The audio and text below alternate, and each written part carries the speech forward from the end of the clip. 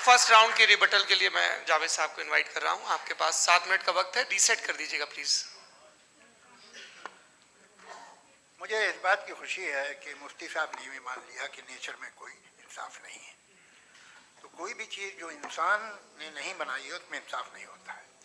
एक बात मैं आपसे अर्ज करूँ, जरा पता लगा लीजिएगा, ये जो आप बाग में जाते हैं बेहद खूबसूरत फूल देखते हैं ना, इनमें से कोई नेचुरल नहीं है।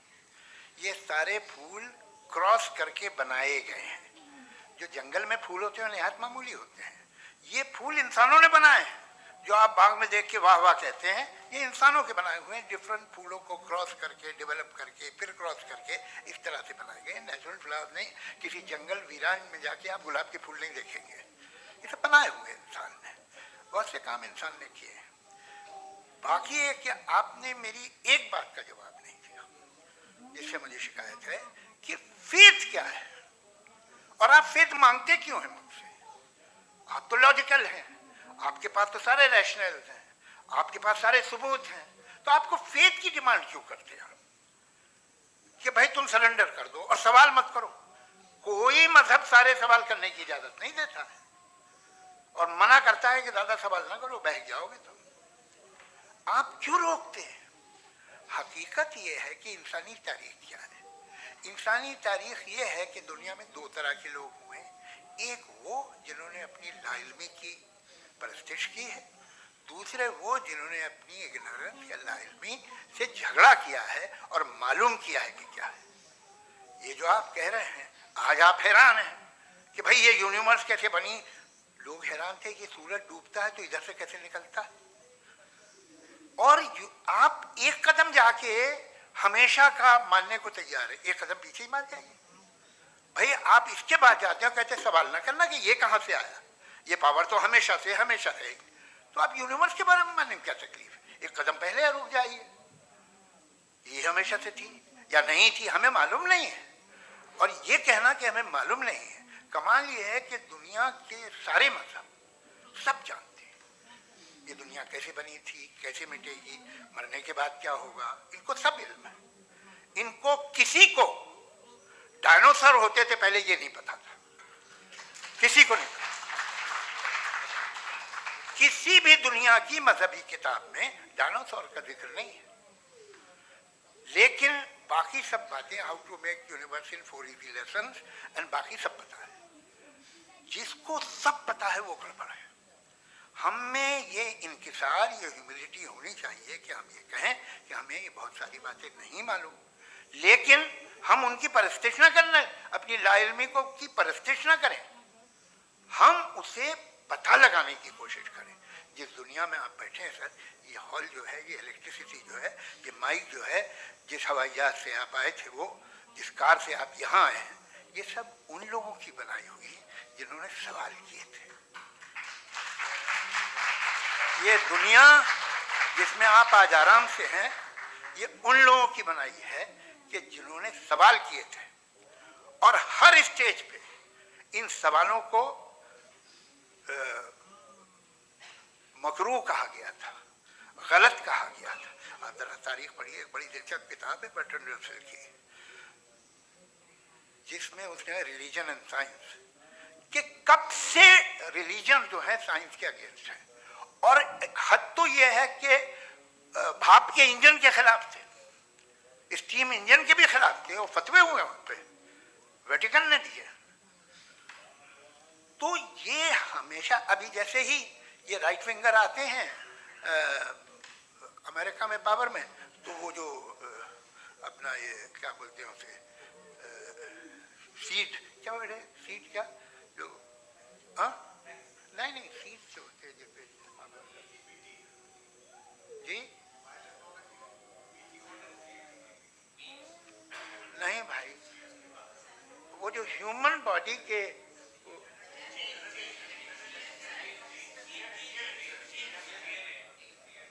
उस पर रिसर्च बंद हो जाती है, रिपब्लिकन नहीं करने देते।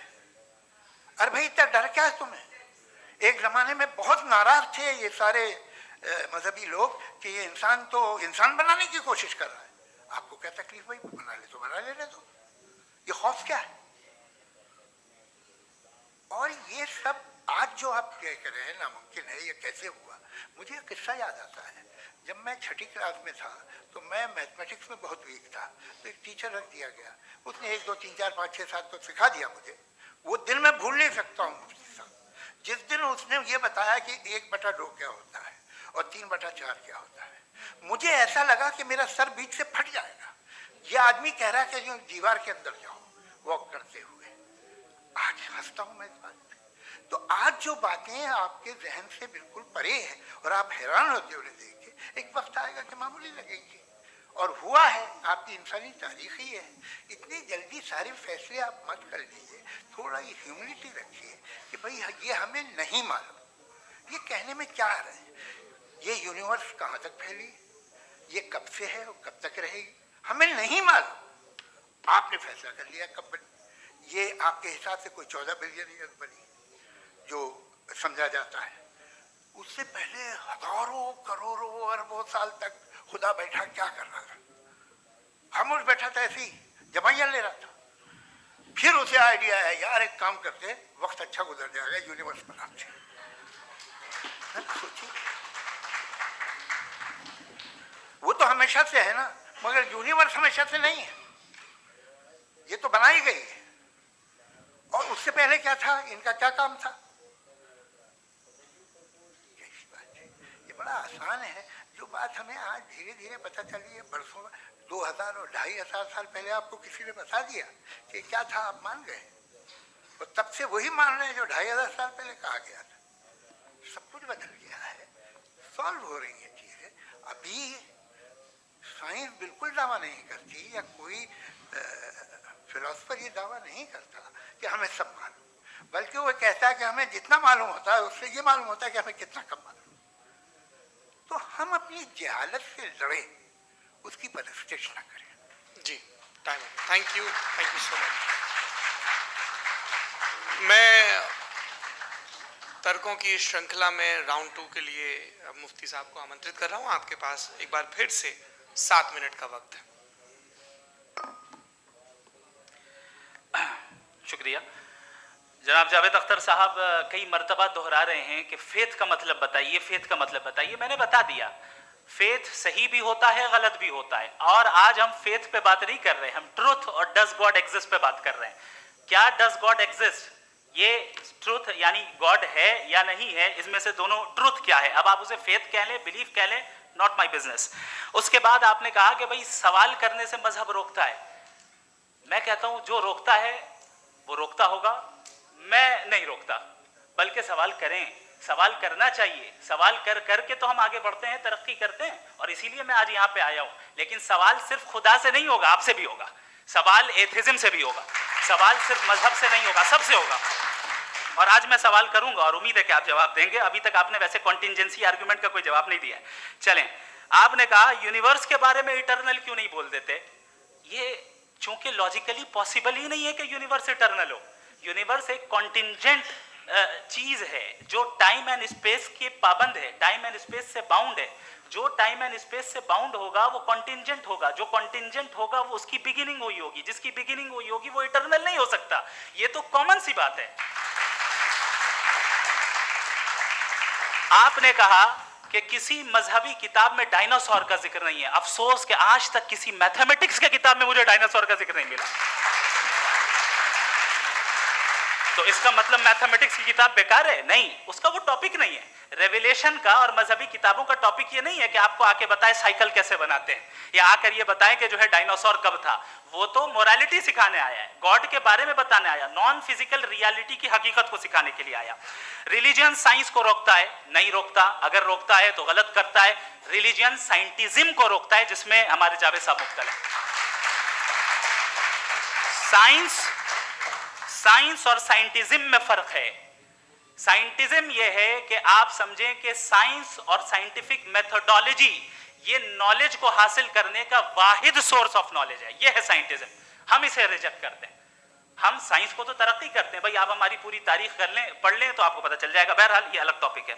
उसके बाद इन्होंने एक लफ्ज कहा, वेटिकन ने फतवा दिया। वेटिकन का फतवे से कोई ताल्लुक नहीं है, दोनों कॉन्ट्राडिक्टरी अल्फाज हैं। उसके बाद उन्होंने कहा कि भाई हमें नहीं मालूम अगर नहीं मालूम तो क्लियरली कह देना कि नहीं मालूम है, इसमें क्या हर्ज है। तो वही तो मैं कह रहा हूं ना कि आप कह दें कि नहीं मालूम, लेकिन क्लेम क्यों कर रहे हैं कि गॉड एग्जिस्ट नहीं कर रहा है।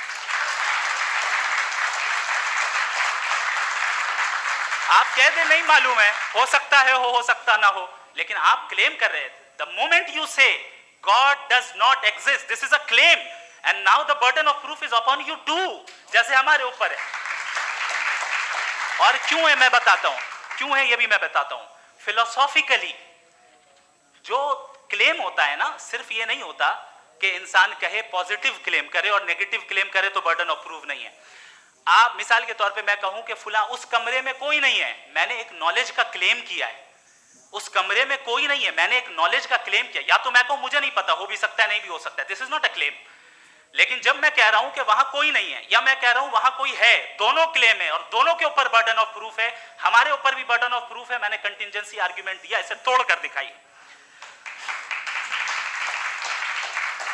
आखिरी चीज, इन्होंने कहा कि खुदा दुनिया बनाने से पहले 150 साल पहले या करोड़ों साल पहले क्या कर रहा था। अरे हजरत,